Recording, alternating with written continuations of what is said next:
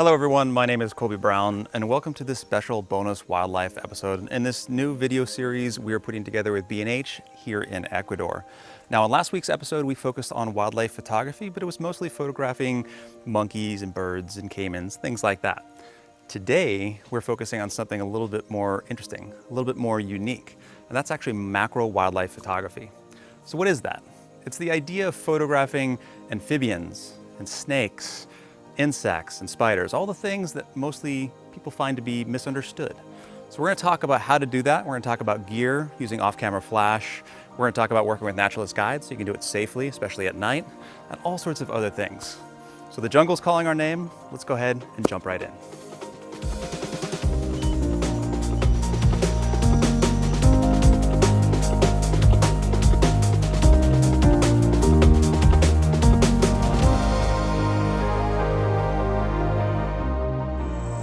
Now, the first thing we need to talk about when it comes to macro photography is the gear. Now, we already had a gear episode, talked about all the different gear we're using out here in Ecuador, and I did mention the macro lens. That is obviously certainly important. But there are other things that are, I'd say, more important when it comes to macro photography. And we're going to talk about that a bit. So just like the first gear episode, I'm using the Sony A1 for all my macro use these days. 50 megapixels, which means I can crop in if I need to, great dynamic range. I don't need high frames per second, but overall it's just a great camera to use in pretty much all situations, let alone for macro. As I mentioned, the 90mm macro, you need a macro lens in order to do macro photography for the most part. In reality, you need to use a lens that allows you to have a very close focusing distance, and that's why macro lenses are great. They give you a 1-to-1 ratio for the size of your subject because they allow you to get so close with the lens itself. And Sony's 90mm macro f2.8 is a phenomenal lens. And it is a lens that I found myself using to photograph a wide variety of macro species all over the globe. So the most important thing when it comes to macro photography and gear is the need to use flash. The reason you need to use flash is that, as you can see here, we're under dense jungle canopy and there's just not a lot of light. And on top of that, when you're using a macro lens, you typically get a very shallow depth of field, which means that the portion of your image that is in focus is very thin compared to the rest of your image. So in order to counterbalance for that, you need to use really high aperture numbers. Sometimes I'm shooting at f18, f22. And when you mix that with already working in a dark environment, you need off-camera flash, or you need flash in general to be able to counterbalance for that lack of light. So for most of my flash needs, I use a pair of Godak's V863 flashes with some LumaQuest softboxes. Now, these flashes are pretty affordable. They're really easy to get at B&H and a lot of other places out there, as well as for the softboxes. Now, the reason you want softboxes is because you want to diffuse the light. If you just take an image with a flash without a softbox, the light becomes too harsh. You get really hard shadows and it just doesn't look very good. So using a softbox, it takes the entire surface area of the front of the flash and distributes it across the frame. Now, the reason I use two of them in a lot of situations is because sometimes I want to get creative with my lighting. Sometimes I want to light the underbelly of a frog as well as from the side or from the top. So any flash system that you find yourself using, you can of course attach the hot shoe, which is the connection point on the top of your camera. We're going to show you an option to do that in just a second. But if you want to use off-camera flash, which is what I was talking about just a second ago, you need to have a flash commander. Now, essentially what this does is this allows the camera itself to communicate with the flash so that it knows when to fire. And you're going to need to use something like this. This is the Godak's X Pro S. And what this does is it allows me to work with multiple flashes. You connect this to the hot shoe on the top of your camera, and then you sync it with your flashes, and then you're kind of good to go out there in the field. So the last piece of gear that I want to talk about is, let's say you're in a situation where you don't have someone else to help you out there. You don't have the ability to use two flashes because you've got to hold the camera with one hand, and maybe you can get away with holding one of your flashes that we just talked about with one hand, but it just doesn't really work out. It's not a great setup. So if you have to use on-camera flash, you want to use a diffuser setup, something like this. Now, this is one that I had purchased. It's made by AK Diffuser, but there's a lot of do-it-yourself ones out there. And essentially what it does is that the flash sticks in from the bottom of this diffuser, and then it lights up the whole front of this area. And then all of the areas that are white here will actually reflect the light out. And so it's a really great option if you, like I mentioned, are by yourself, or if you're photographing very small subjects, because the flash of a single output will actually illuminate your subject quite evenly and can give you some really great results if you don't have someone else out there with you. It's now time to talk a little bit about settings. What's interesting about macro wildlife photography is that for the most part, your settings don't change all that much. And what I mean by that is that you don't got to use very high shutter speeds because you're limited to the sync speeds of your flash with your camera. So most of the time I'm using around 1/200th of a second. In terms of my aperture, as we talked about already, I am generally using something in the f/18 to f/22 range because again, that's going to expand my dynamic range and make sure that all the elements of whatever I'm photographing is in focus. So if it's the head of a frog, I want both eyes in focus, as well as the nose, as well as maybe the front legs. That gives me a higher probability of pulling that together. And then because we're using flash and we don't have to worry too much about using ISO sensitivity to increase the exposure for our images, I typically stick around 100 to 200 for my ISO. And all of that really works out quite nicely to give me a very set shot so that most of my creativity when it comes to most of my macro images actually come from the choice of lighting, direction of light, and the power of light mixed in with my choice of composition. Where do I want to place the frog or the snake or the insect? What kind of light do I want to have? That's where things get really creative, and that's where I enjoy and have the most fun. Now, I would be remiss if I didn't talk about ethics. I want to talk about 3 very specific things. Now, first off, remember that you are working with poisonous or venomous creatures at times, no matter if it's an amphibian, a reptile, or an insect or spider. So you want to make sure that you're not handling these creatures yourself. If you do find the need to either move a creature to a more photogenic area, make sure you're always working with a naturalist or a professional guide that knows exactly what they're doing.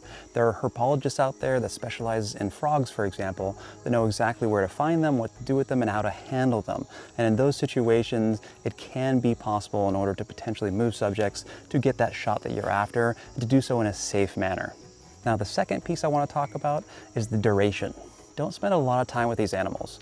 When you're using flashes, make sure you're using soft boxes so they're not hit with hard light, and just make sure that overall the experience is as limited as possible. You don't want to stress them out, so limit your time with them as well. And lastly, if you find a species on a very specific plant or a very specific area, make sure you leave it there as well. That's very important. These creatures are part of intricate systems of biodiversity and the environment around them. If you move species to different areas, you can cause problems for the species that you were photographing or insert new issues for other species around. So always leave the species that you're photographing right where you found it.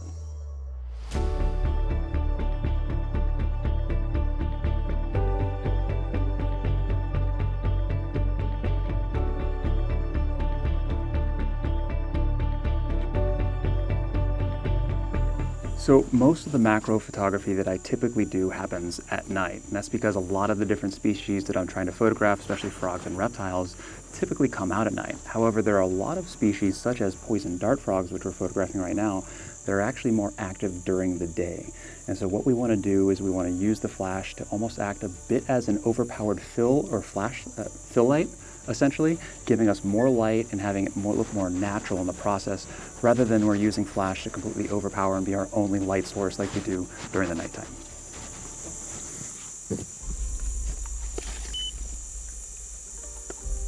Yeah, right there outside.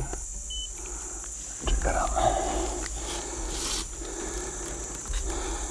That's pretty.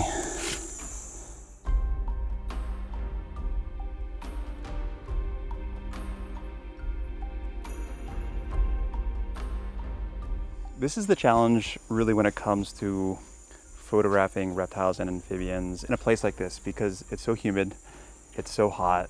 We're out here sweating in the jungle, we're getting bitten by mosquitoes, and you're working with subjects that don't obviously know what you're trying to do. So we're trying to use flash, we're trying to not infringe on the animal space, we're trying to come up with amazing images at the same time. And it's always this delicate balance to make sure that we are getting the best images possible while working within the confines of the environment that we're in. And sometimes it all comes together, like we just got with this beautiful poison dart frog.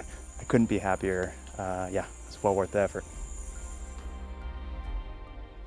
Now these guys are pretty awesome and pretty special, even though they are pretty common throughout South and Central America. Now these are leafcutter ants. As you can see, these guys are carrying chunks of leaves long distances back to their burrows, their nests built into the ground. And what's interesting is that in a given day or 2 or 3, they can take down an entire tree. They're kind of crazy to photograph, sometimes it's a bit difficult, but they're really fun to see work, and it can be a lot of fun to set up time lapses or other fun things as well.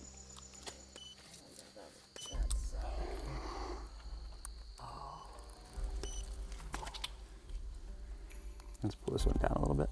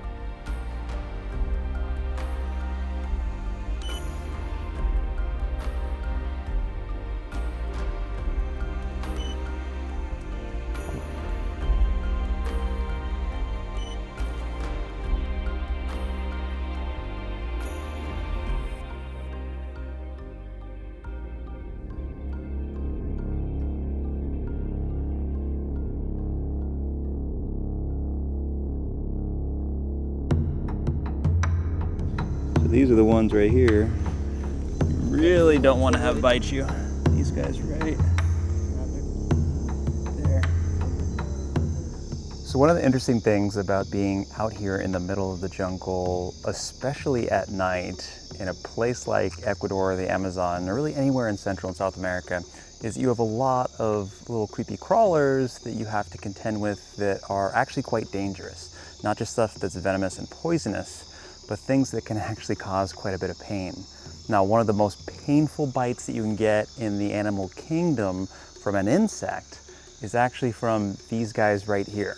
They're called bullet ants. They're very large ants, and it's said to be one of the most painful bites that you can experience. I've never had that privilege, but they are pretty amazing to try to photograph. They move around a lot, but I try to keep my distance because, yeah, that's not something I wish to experience myself.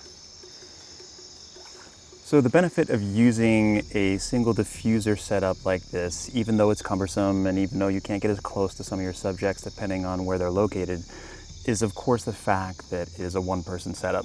Unlike off-camera flash where you generally need another person to help you, it's a great way in order to get into macro wildlife photography, especially when you're by yourself. Now, as I mentioned before, you're not going to have as much creative freedom when it comes to using the 2-flash off-camera setup, but it still gives you some opportunity to light up your subject quite well and take some pretty amazing shots.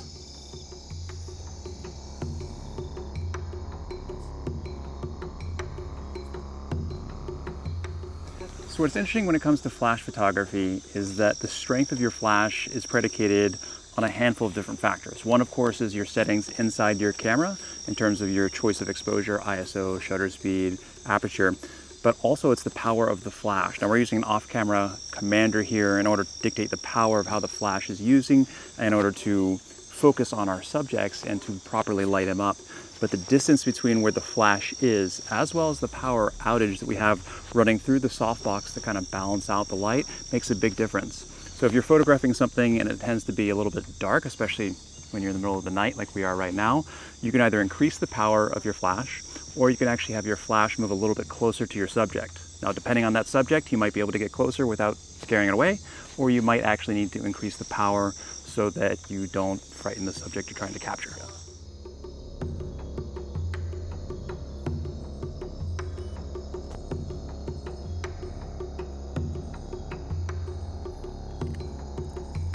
He's so funny looking. So while normally when it comes to macro wildlife photography, I am personally most interested in frogs and snakes, amphibians and reptiles, when you come out to places like this, and even in your own backyard, you're going to find tons of like little lizards, snakes, geckos, things like this, We can see right here it's a beautiful little salamander.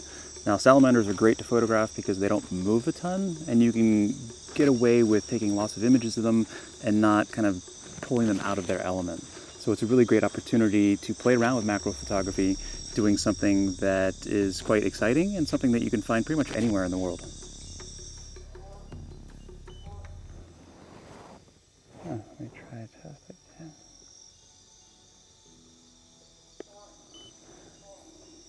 It's an interesting nose.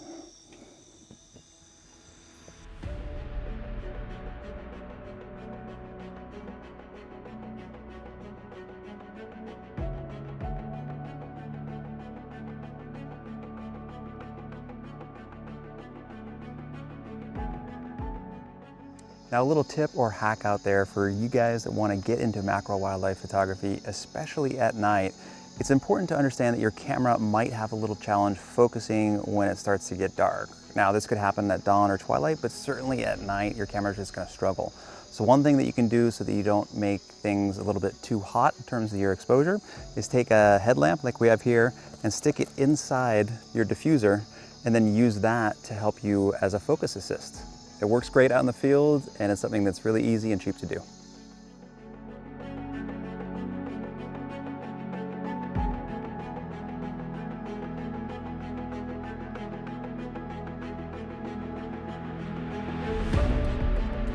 Now, one of the most exciting things when it comes to macro wildlife photography is working with snakes. Now, a lot of snakes can be venomous or poisonous, so you have to be careful, but a lot of snakes out there are completely harmless, such as the snail eater we just found.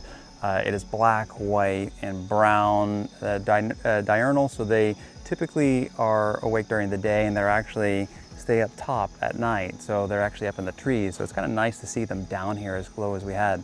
And one of the interesting things or the exciting things about photographing snakes is that if you can get the shot where their tongue is kind of out and they're kind of sensing the area around it, it's kind of how they determine a lot of information out there. It's pretty amazing.